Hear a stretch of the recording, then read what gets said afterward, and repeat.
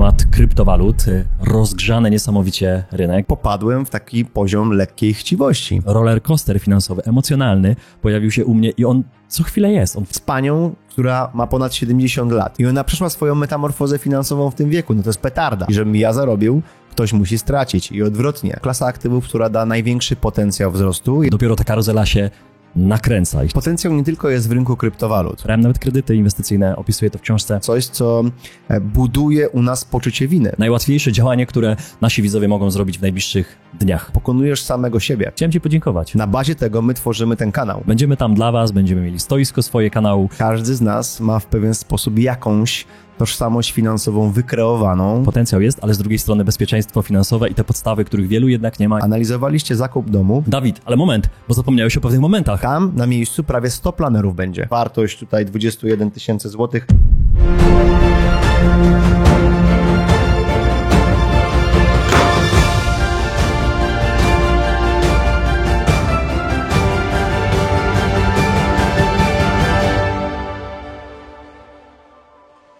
Prawdziwa uczta dla osób głodnych rozwoju, poznawania nowych ludzi, edukacji finansowej i gospodarki. InvestCavs, będziemy tam całym zespołem, nie możemy się doczekać, aby Cię tam spotkać. Znajdziesz nas na stoiskach kanału Finansowo Zależnych oraz Metamorfozy Finansowej, gdzie będziesz miał okazję nie tylko złapać mnie, Dawida, ale także spotkać się z całą ekipą Metamorfozy Finansowej czy Finansowo Zależnych. To wydarzenie to nie tylko okazja do zdobycia cennych informacji, ale również możliwość bezpośredniego kontaktu z nami i ogromem świetnych gości. Co ciekawe, wstęp na całe wydarzenie jest bezpłatny. To unikalna okazja, aby spędzić czas z nami, porozmawiać, zadać pytania, wymienić swoje poglądy, czy po prostu przybić piątkę czy żółwika. Czekają na Ciebie nie tylko wspaniali prelegenci, ale także atmosfera pełna energii i pozytywnych emocji. To nie tylko konferencja, to prawdziwe doświadczenie, które może zmienić Twój sposób myślenia o finansach, inwestycjach i rozwoju osobistym. Nie zwlekaj, dołącz do nas na InvestCavs w Krakowie, bądź częścią tego niezapomnianego wydarzenia, gdzie możesz poznać nas osobiście oraz złapać wartościowe kontakty i wiedzę. Do zobaczenia 5-6 kwietnia w Krakowie. Cześć! Gościem dzisiejszego odcinka jest Dawid Kozioł. Przedsiębiorca, doradca gospodarczy oraz ekspert w zakresie finansów osobistych. Współwłaściciel kanału Agent Specjalny oraz autor książki Metamorfoza Finansowa. Cześć, Grzegorz Kusz z tej strony. Witaj na kanale. Dziś moim gościem Dawid Kozioł. Cześć, witajcie. Jak Dawid Kozioł, no to finanse. Myślę, że nie możemy tego tematu zamieść pod dywan, udawać, że go nie ma. Temat kryptowalut, rozgrzany niesamowicie rynek. Myślę, że chciwość też na tych rekordowych, widzimy ten wskaźnik strachu i chciwości na rynku kryptowalut, że no, chciwość ogromna. Mnóstwo projektów się pojawia takich, które też namawiają nas, tak można wprost powiedzieć, do wejścia w ten rynek. No i chciałbym od tego mocnego tematu dzisiaj zacząć. Jak Ty, Dawid, oceniasz sytuację w ogóle tego, co się dzieje na rynku kryptowalut, Bitcoin, Ether i w ogóle rekordy przecież już ATH Bitcoina przebite. Mamy jakąś lekką korektę w momencie, jak nagrywamy, no ale wielu ekspertów mówi, że to jest nie koniec i dopiero ta karuzela się nakręca i chciałbym tak spokojnie oczywiście, chociaż ciężko o takim temacie spokojnie rozmawiać, bo my też gdzieś tam jesteśmy może na początku inwestowania w krypto, no ale jesteśmy w tym rynku, więc też te emocje niewątpliwie nas dotykają, więc tak chciałbym od tego tematu dzisiaj zacząć. Jest to wciągające, muszę przyznać. Wielokrotnie zresztą powtarzałem, że ja nie jestem doświadczony w rynku kryptowalut. Co więcej, jest mi bardzo daleko od eksperta tego rynku. Słucham innych ludzi, w szczególności zresztą Fila Koniecznego. Wielokrotnie był na tym kanale. I coraz więcej się tym rynkiem interesuję, ale to nie jest zainteresowanie tego typu, że mnie interesuje technologia blockchain, tak jak pewnie wiele osób, które w tym rynku uczestniczy. Nie interesuje mnie dokładnie kwestia podwalin tego rynku, tylko zauważyłem i przyznam to, że popadłem w taki poziom lekkiej chciwości. Z tym związane ze względu na to, że wszelkiego rodzaju aktywa, które znajdują się w moim portfelu, nie osiągają tego poziomu wzrostu, który osiąga się w tym rynku. I znów przypominam sobie dzięki temu, jak można popaść w taką emocję związaną z tym, że jeden rodzaj aktywa, nie do końca dalej w pełni zrozumiany, może motywować do ruchów wiele osób, które nie są do końca z punktu bezpieczeństwa dobrymi ruchami. A z czym to jest związane? Bo ja myślę, że też nie masz takiego planu, żeby to nagranie dzisiaj było o kryptowalutach, bo byłby ktoś inny, nie. Prawdopodobnie siedział na moim miejscu, ale przypominam sobie coś, co warto zaakcentować, a mianowicie, że jest to o tożsamości finansowej. Każdy z nas ma w pewien sposób jakąś tożsamość finansową wykreowaną, z czym ona się wiąże. Wiąże się z tym, jakie decyzje podejmujemy na co dzień. Skąd ta tożsamość jest? Z naszej historii. Tego, co doświadczyliśmy w latach młodości, jakie schematy, jakie nawyki, jakie przekonanie dotyczące finansów osobistych towarzyszyło nam w naszym życiu. Na bazie tego, co nam towarzyszyło, podejmowaliśmy jakieś konkretne decyzje. Niektórzy z nas mają majątek inwestycyjny, inni dalej się przyglądają, bo są często w tej pułapce bierności, o której wielokrotnie rozmawialiśmy. A kryptowaluty, okres hossy, która już nie tylko się zbliża, ale już w niej jesteśmy w pewnym poziomie, nie tylko na tym rynku, a na wielu rynkach, to jest moment, w którym wiele osób wchodzi lub interesuje się danym zagadnieniem. Jest to pewnego rodzaju cykl, z którym mamy do czynienia od lat. Zresztą od lat można podsumować historię w tym temacie i daje to potencjały, ale również daje to olbrzymie zagrożenia. Zagrożeniem takim podstawowym, które jest to, że ktoś nie mając poukładanej własnej tożsamości finansowej, nie dbając o własną świadomość finansową, a jednocześnie będącym trochę zakładnikiem swoich finansów. Będąc zakładnikiem swoich finansów, szukamy szybkiego, łatwego rozwiązania wyzwań finansowych, które mamy na co dzień. Zarabiamy zbyt mało do tego, by realizować taki standard życia, jakbyśmy chcieli mieć i szukamy łatwej ścieżki, łatwej drogi, a rynek kryptowalut pokazujący często ogromny, nie w setkach, w tysiącach procent wzrosty, budzi emocje, budzi motywację i na bazie tej motywacji i emocji pojawia się kilka rzeczy na rynku. Raz, co trzeba przestrzec, oszustwa.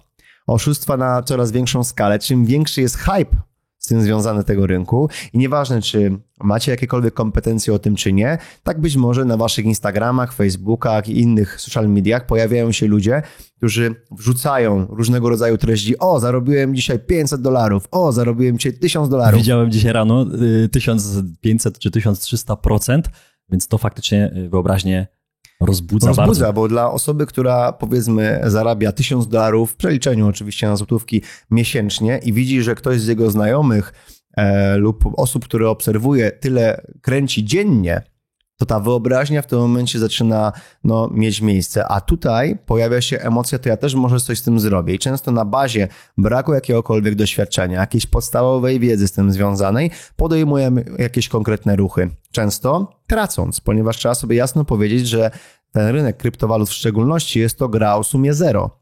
Czyli żebym ja zarobił, ktoś musi stracić i odwrotnie. Więc najczęściej ci niedoświadczeni, wchodzący w nieodpowiednim momencie, tracą na tym rynku. Zresztą to dotyczy każdego rynku, w którym nieuniknione jest to, że pojawią się spadki, a rynek kryptowalut jest również taki.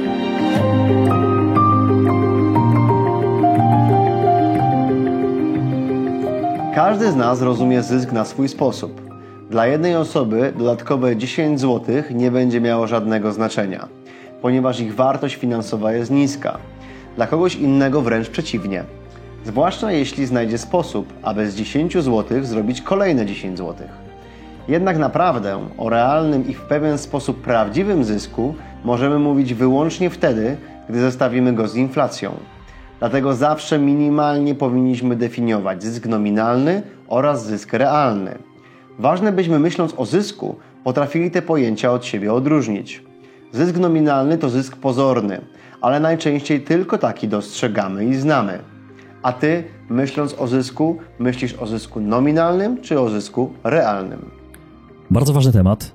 Dziękuję, że powiedziałeś o swojej chciwości, bo myślę, że wielu mogłoby się nie spodziewać, że sam o tym opowiesz, jak to doświadczony inwestor, finansista, który lata już przecież w finansach jest i on mówi, Dawid mówi, że też ta chciwość u niego się pojawia. I właśnie specjalnie chcieliśmy o tym nagrać, o naszych emocjach, które się pojawiły, bo pojawiły się niewątpliwie u ciebie, o czym zaraz pewnie jeszcze wspomnisz, rozwiniesz, ale pojawiły się też u mnie. I ten roller coaster finansowy, emocjonalny pojawił się u mnie i on co chwilę jest, on w tym momencie jest, że ja myślę, co się dzieje na rynku krypto i czy na przykład nie omija mnie coś, jakiś ogromny wzrost. I tu taka krótka historia związana z tym, że ja też jakiś kapitał na boku mam, ale, to jest ważne, ale on jest przeznaczony zupełnie na coś innego. I ty wiesz na co? To jest kapitał przeznaczony na dom, tak?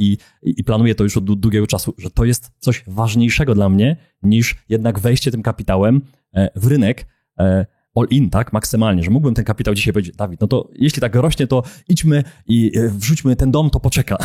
A ja znam historię, myślę, że wielu z was albo zna takie historie, albo sami niestety podjęli takie decyzje kiedyś, że pieniądze przeznaczone właśnie na wkład do kredytu, na budowę czy kupno mieszkania, czy domu, albo słyszałem ja też takie historie, że ktoś na przykład miał wesele i planował i już te pieniądze miał przygotowane na imprezę weselną i nagle te pieniądze poszły w rynek kryptowalut w złym momencie, z brakiem edukacji, no i te pieniądze po prostu się rozpłynęły na rynku, no bo tak jak mówisz, popłynęły w innym kierunku. No i później oczywiście emocje z tym związane. I chciałbym cię zapytać, Dawid, jak sobie poradzić, no bo ty jesteś dobry w tych emocjach, na pewno lepszy jeszcze ode mnie, ale ja cały czas czuję, że trochę mi ten rynek odjeżdża i trochę mam taką chciwość, że mnie aż tam nie ma w takiej ilości, jakbym chciał. Z drugiej strony jednak mam dla mnie coś ważnego, czyli ten dom, który jest tutaj, ten kapitał tu jest i ja go nie przerzucam w tym momencie. Bardzo trudne emocjonalnie to jest, bo ciągnie mnie tutaj, żeby jakiś ruch zrobić. I myślę, że to pytanie jest takie, jak wykorzystać ten moment, żeby, no bo potencjał w krypto jest. Opowiedziałeś, widzimy wszyscy, potencjał jest, ale z drugiej strony bezpieczeństwo finansowe i te podstawy, których wielu jednak nie ma i mówi, ale przecież szybko się dorobię, to potem to bezpieczeństwo będę miał, a to chyba nie tędy droga. Potencjał nie tylko jest w rynku kryptowalut. Jeżeli w klasie aktywów umiejscowimy również temat kryptowalut, no to jest to klasa aktywów, która da największy potencjał wzrostu, jednocześnie jest obarczona największym stopniem ryzyka. I to wszyscy wiedzą, z tym się zgodzimy, nawet jeżeli jakkolwiek na kryptowalutach się nie znamy, takie postrzeganie rynkowe zresztą jest wynikające z historii. Ogromne wzrosty, ogromne spadki. A to, co ty poruszyłeś, jest troszeczkę głębsze i na bazie tego, co było przed nagraniem, że zezwoliłeś na omówienie trochę więcej szczegółów, tak wypowiem się bardziej kompleksowo.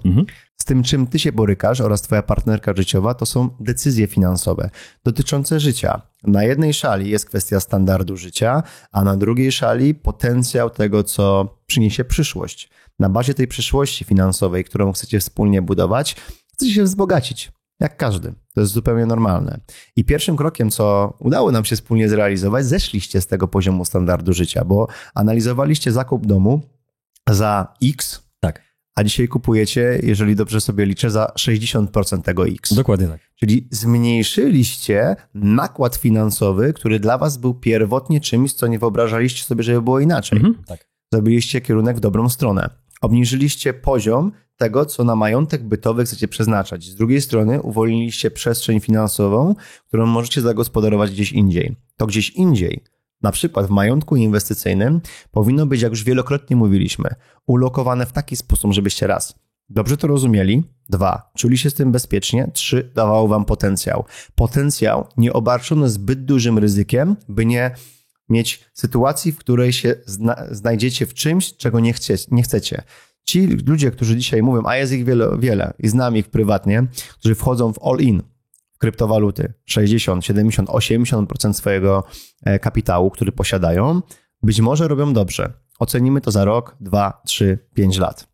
Z drugiej strony ci, którzy są po tej stronie co ja, lekko ruszają tym rynkiem. Ja jeszcze mówiłem kilka miesięcy temu, że w tym rynku mam 3% swojego kapitału inwestycyjnego, poza domem, poza żelazną rezerwą, w majątku inwestycyjnym. Teraz zwiększyłem to do prawie że 6%. Ale jeżeli u mnie te 6%, nawet 10% kapitału inwestycyjnego się posypie, tak się u mnie nic realnie nie stanie z punktu widzenia bezpieczeństwa. Jeżeli byście poszli tą drogą, że ten wolny kapitał w całości poszlibyście w rynek krypto, być może rozwiązalibyście wiele spraw finansowych, które w przyszłości by was czekały, jakbyście w tym rynku nie byli. Ale na szali byłoby to bezpieczeństwo. I wracamy do tożsamości finansowej, do świadomości finansowej, że dobre decyzje finansowe to nie są te, które generują największe zyski, ale te, które w każdym scenariuszu, który się może wydarzyć na rynku, a w rynku krypto może się wydarzyć zupełnie wszystko w mojej ocenie, jesteśmy ułożeni z scenariuszem, który może nadejść. Jeżeli tak jest, tak właściwie postępujesz, a jeżeli jest inaczej, to możesz być beneficjentem rynku, hossy, która nadeszła i mieć, ja to powiem kolokwialnie, farta. Wiele osób na rynku dzisiejszym, który mamy na rynku nieruchomości za ostatnie 10 lat się mocno wzbogaciło. Znasz takich? I niektórzy, może niesłusznie, ale czasami do niektórych pasuje to określenie, mówią, że to są dzieci hossy na rynku nieruchomości. I tak też jest. Bo wiele osób na bazie tego, że cokolwiek by nie kupili, na jakikolwiek by kredyt nie wzięli, to i tak na tym zarobili. To nie jest normalny rynek.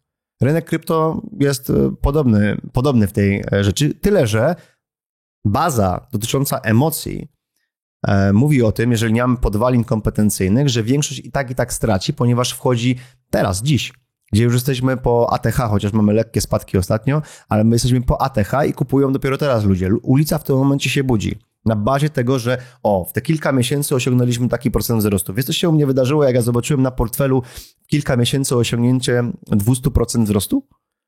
Ja mówię, gdybym sobie tam włożył X, Wyobraźnia zaczęła działać. Do tyłu, nie? Analiza wsteczna. Tak, zawsze skuteczna, to jest zawsze skuteczne w tej koncepcji. I mówię, gdybym tam włożył takie środki, to byłoby to. Gdyby było to, to byłoby to. I zacząłem analizować, nie? Nawet przyszła mi myśl taka obarczająca samego siebie. Dawid, przecież miałeś możliwość wrzucić od razu 6-10%. Dlaczego tego nie zrobiłeś? Nie wolno tak postępować, bo w tym momencie wchodzimy w coś, co buduje u nas poczucie winy. Ja powinienem być zadowolony z tego, że ja buduję rozsądnie swój kapitał inwestycyjny, bezpiecznie patrząc na element swojego gospodarstwa domowego i ciesząc się tym, że jestem w ogóle w tym rynku, jestem jakkolwiek z tym zaznajomiony, mam podstawową wiedzę, bardzo podstawową, ale jestem w nim. Ostatnio byłem na takim wyjeździe, gdzie rozmawiałem z osobami mającymi 23-25 lat i pytałem, czy są na rynku krypto. Nie. A coś wiecie o nim? Nie. A jesteście zainteresowani? Tak, ale nie wiemy, co z tym zrobić. Dużo osób się tym nie interesuje. Ja nie mówię, że macie się tym interesować, ja tylko mówię, że na teraz przychodzi moment i będzie trwało około rok, albo i nawet ponad rok, w którym z każdej strony dla użytkowników YouTube'a, dla użytkowników osób, które siedzą w sieci więcej niż na przykład moja babcia, to będzie atak związany z tym, mogłeś zrobić to i to, mogłeś zarobić to i to, jak wyglądałoby lepiej twoje życie. I baza tego komunikatu będzie na tyle mocna, że pobudzi niektórych na dalszych wzrostach do kupowania kryptowalut. Mniejszość zarobi, jakieś środki finansowe większość straci, a potem na bazie tego końcowego efektu idziemy w stronę bardziej świadomości finansowej lub ignorancji, bo jeżeli tracimy na danym rynku, tracimy ciężko zarobione pieniądze, stajemy się ignorantami finansowymi. Dużo znowu ważnych tematów.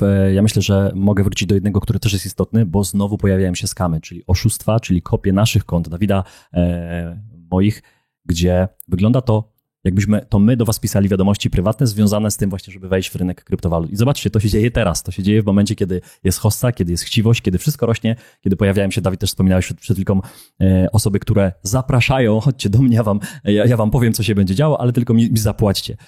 Dzisiaj faktycznie w takim rosnącym rynku, gdzie można powiedzieć, że wszystko rośnie, bardzo łatwo jest opowiadać, co się dzieje. Więc tutaj przestrzegam, my nie wysyłamy do was wiadomości związanych z kupowaniem krypto, nagrywamy takie odcinki, żeby świadomie do tego podchodzić. A skąd ta moja świadomość? Chciałem dzisiaj się podzielić z wieloma rzeczami, więc powiedziałeś o tej mojej, naszej decyzji związanej z kupnem domu faktycznie nie na inwestycje, tylko takiego do mieszkania, więc to jest decyzja bardzo trudna emocjonalnie, bardzo ważna. I ten kapitał, który tu jest, można powiedzieć, że ta chciwość ciągnie w tą prawą stronę. I powiem ci, że jak tak patrzę teraz na ten neon, finansowo zależni, metamorfoza finansowa, nie wstydzę się finansów, to ja pamiętam moje decyzje kilka lat do tyłu. Chciałem ci podziękować, wiesz, bo gdybym cię nie spotkał, to myślę, że te pieniądze z mojej lewej strony, o których mówiłem, to one by były przyciągnięte na ten rynek krypto. I nie wiem, co by się stało, ale szansa, że stanie się coś, czego ja nie zaplanuję i później miałbym problem, byłaby zbyt duża, żebym ja o tym dzisiaj myślał. Więc kiedyś takie decyzje podejmowałem, czyli bardzo, wiesz, robimy, nie robimy, zero-jedynkowo, czyli ktoś powiedział, no to ja tam robię, przelewałem, brałem nawet kredyty inwestycyjne, opisuję to w książce. Więc chciałem ci podziękować za to, że trochę poukładałeś mi tą głowę finansowo. Jeszcze jest co robić, ale znowu to, co powiedziałeś tylko, że warto porównywać się do siebie z przeszłości. Czyli ja się porównuję do siebie rok temu, 2 lata temu, 5 lat temu i wiem, gdzie tam byłem, czego nie miałem i dziś mówię sobie, Kuszu, ale czy ty dzisiaj czujesz się lepiej w porównaniu do siebie? Tak. Czy masz bardziej poukładane? Tak. Czy nie masz długów? Tak.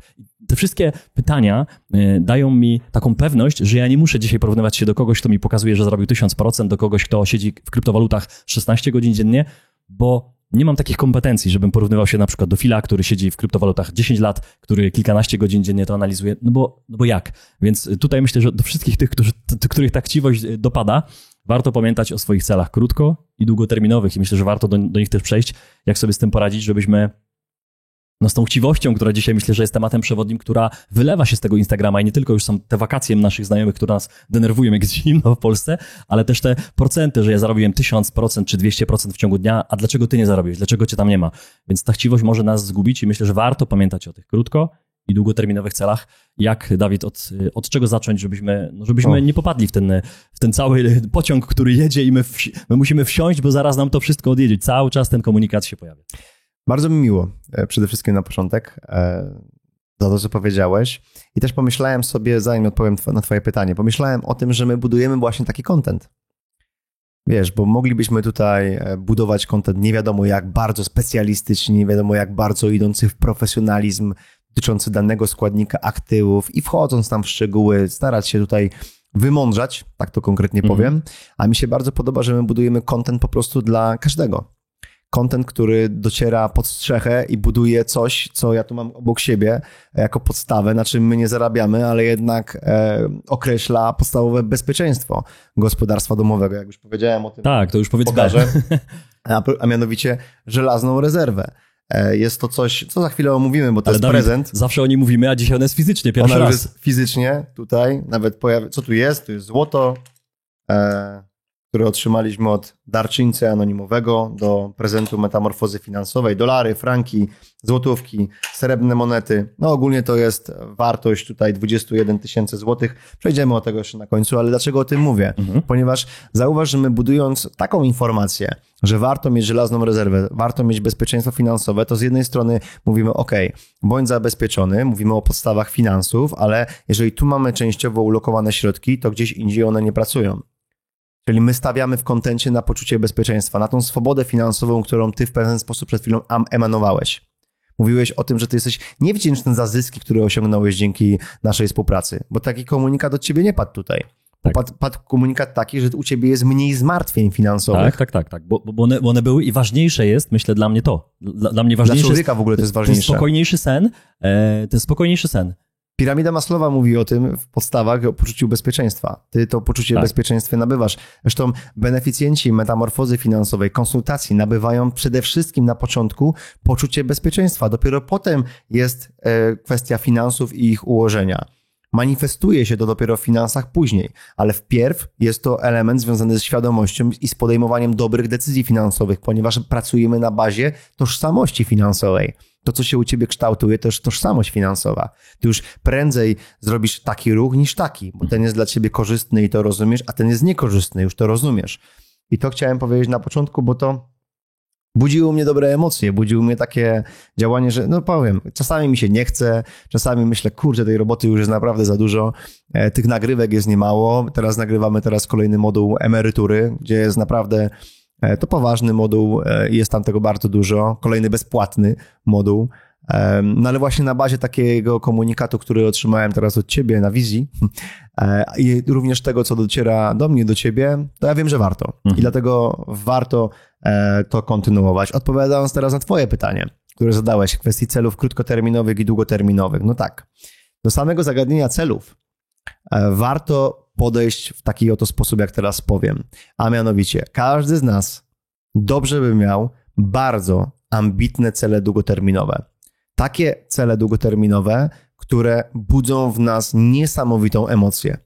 Ale jednocześnie tworzyć warto i powinniśmy krótkoterminowe cele, które są bardzo realne, w których odnajdujemy siebie i zadowolenie i one są spełniane. I to jest klucz do realizowania swoich przedsięwzięć życiowych w mojej ocenie. Ja bym to mógł teraz obracać na element tego, jak zrzucałem moje 70 kg, jak budowałem majątek, jak pracowałem nad finansami osobistymi. Ale żeby to wyjaśnić już krótko, jeżeli ja realizuję krótkoterminowe cele, w których osiągam je, to ja buduję sobie przeświadczenie, że jestem sprawczy. Jeżeli jestem sprawczy, to w tym momencie buduję u samego siebie przekonanie o swojej wartości.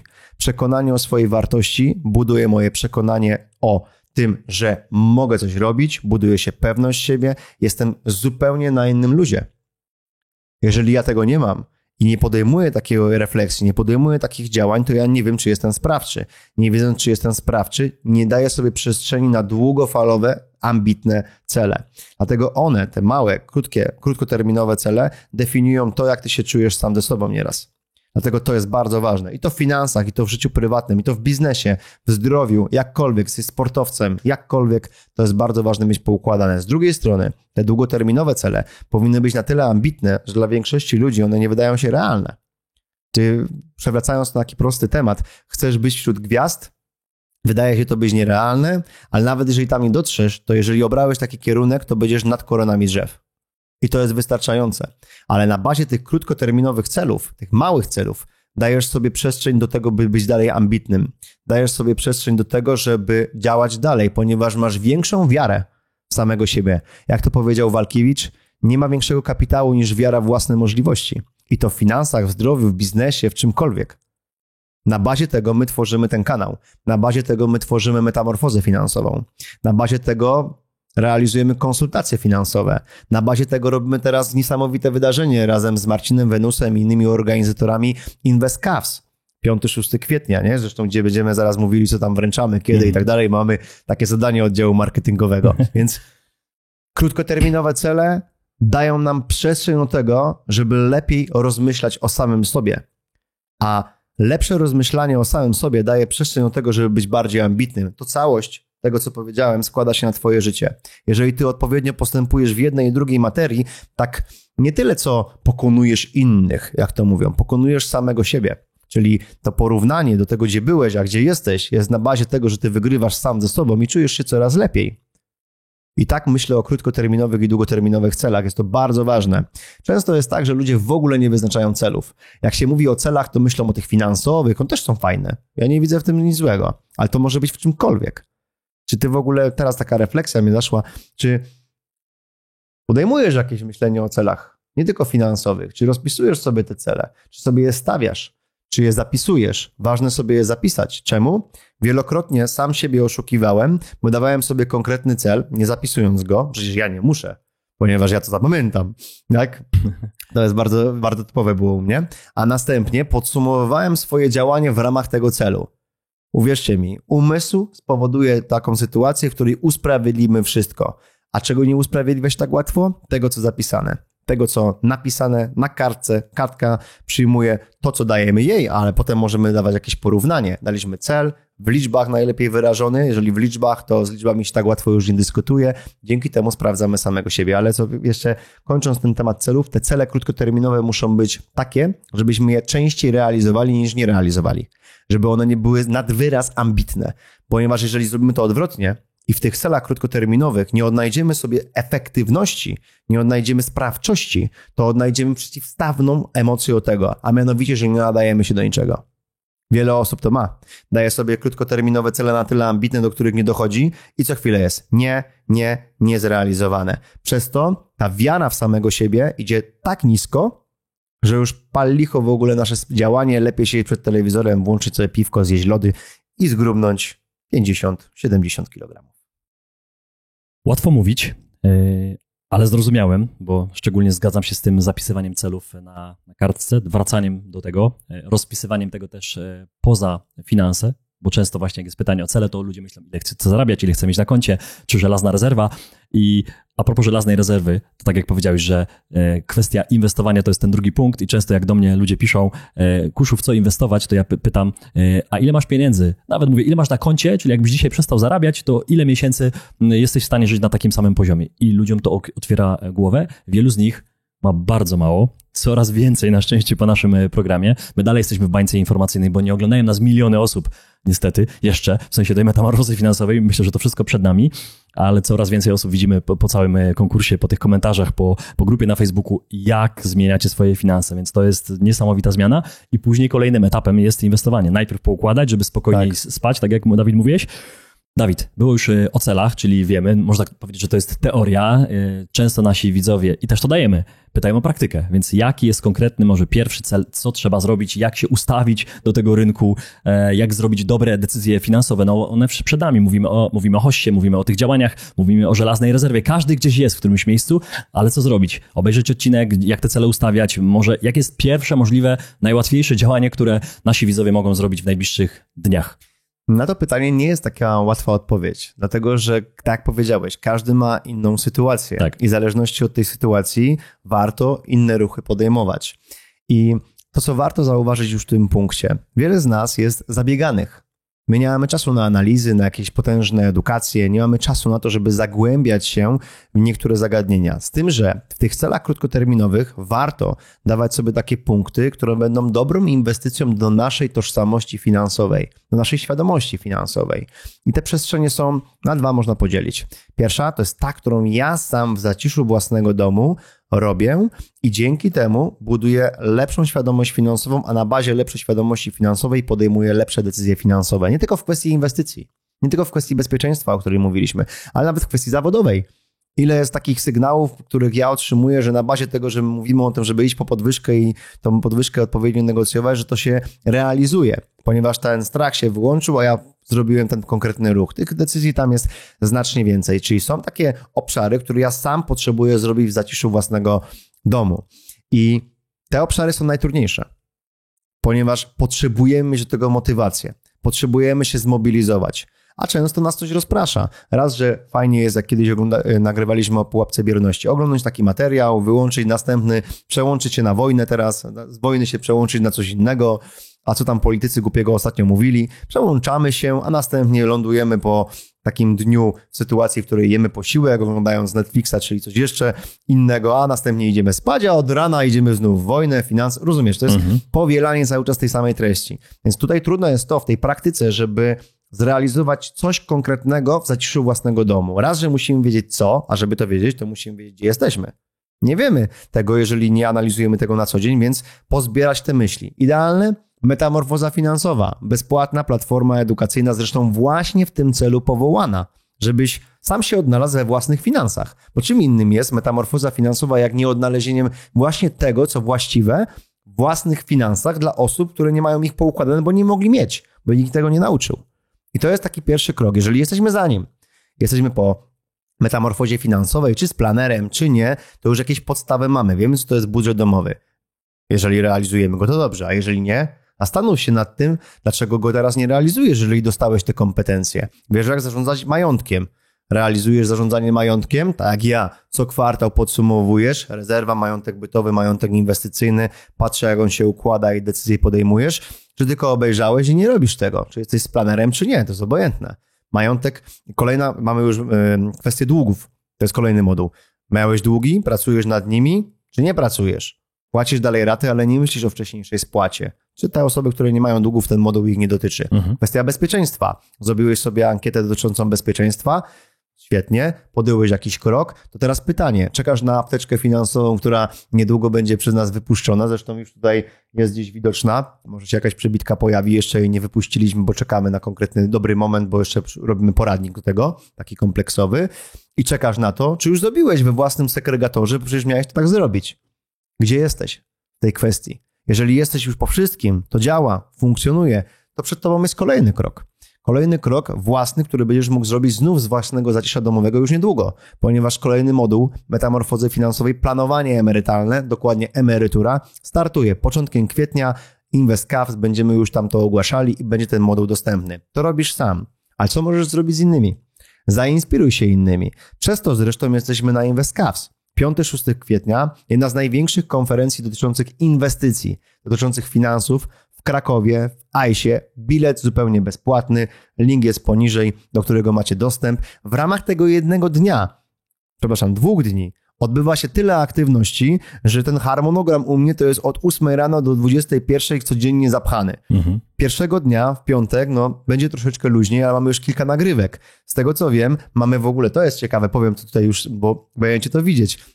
Umówione nagranie prawdopodobnie z najstarszym uczestnikiem metamorfozy finansowej. Z panią, która ma ponad 70 lat. I ona przeszła swoją metamorfozę finansową w tym wieku. No to jest petarda. Ktoś by mógł pomyśleć, że osoby, które już są w tym wieku, po co im metamorfoza finansowa? No to ona wam to wytłumaczy, po co. Tak, bo ją o to zapytamy, nie? Bo jest tym zainspirowana, jest zadowolona z tego, że będziemy mogli się spotkać, więc ja też jestem zadowolony, już się nie mogę tego doczekać. I to jest jeden z parametrów. Co więcej, tam na InvestCaps poznasz różnych ludzi. Przyjdziesz do nas, spotkamy się, mamy tam 2 stoiska, więc będziemy tam cały czas obecni. Będziesz mógł porozmawiać, zadać jakieś pytanie konkretnie dotyczące ciebie, albo nie tylko nas, innych ludzi.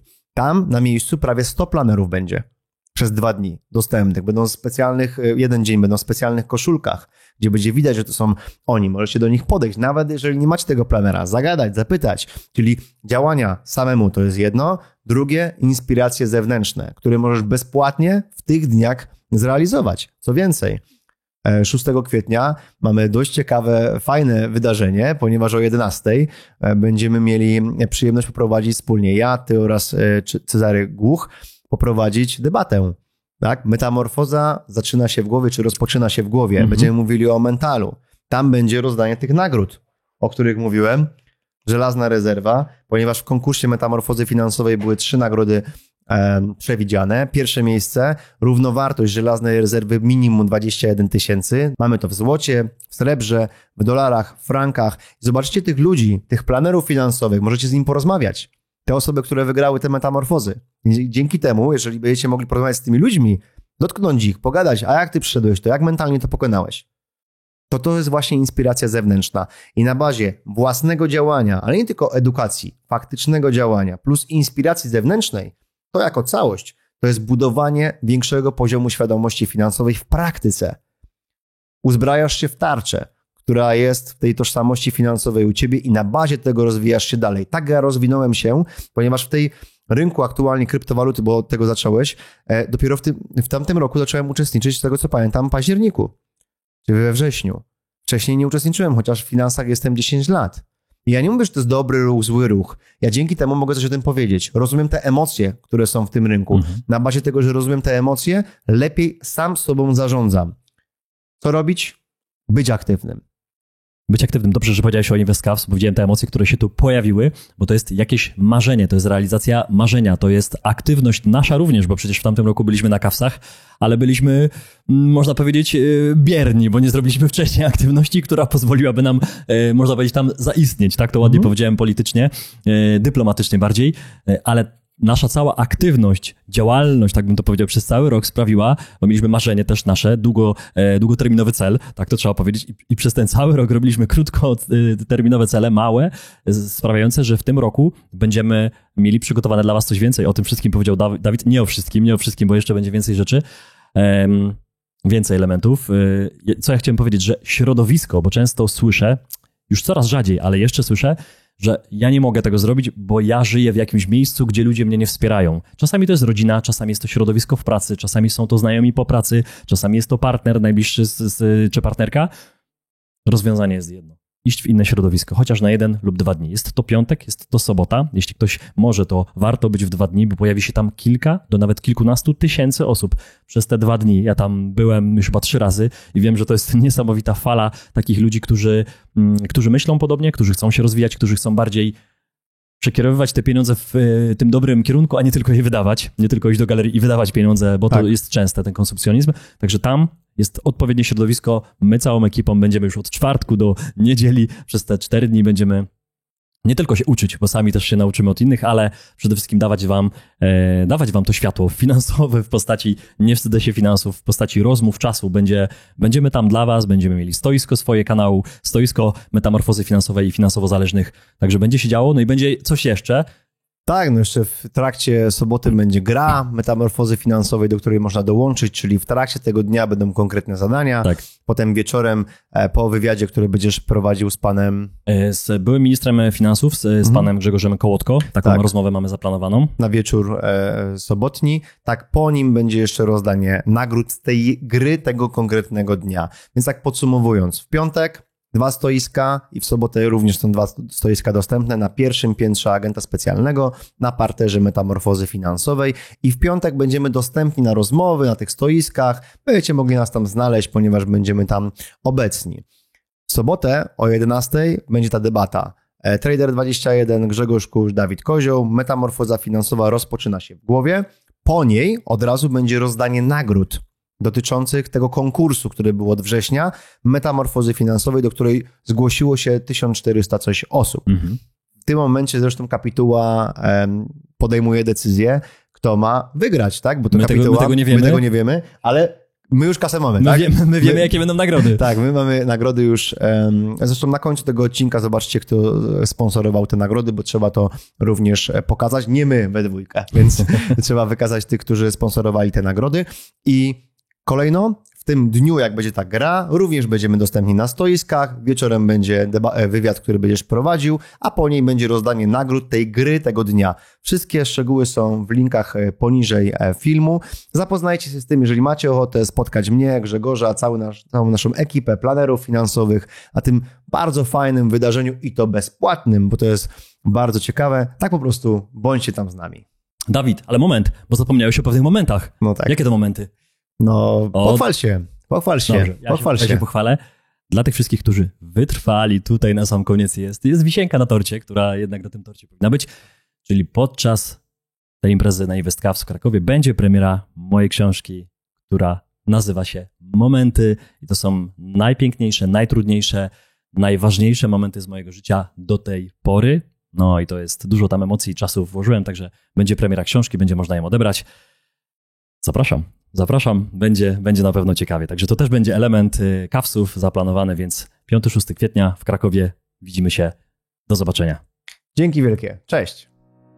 Dziękujemy, że byłeś z nami. Jeśli wciąż odczuwasz dreszcz emocji po naszym show, nie krępuj się pokazać nam tego palcem w górę i zasubskrybować kanał, abyś nie przegapił kolejnych filmów. Nie zapomnij też zanurzyć się w wcześniejszych odcinkach na naszym kanale lub posłuchać ich w formie podcastu. Do zobaczenia!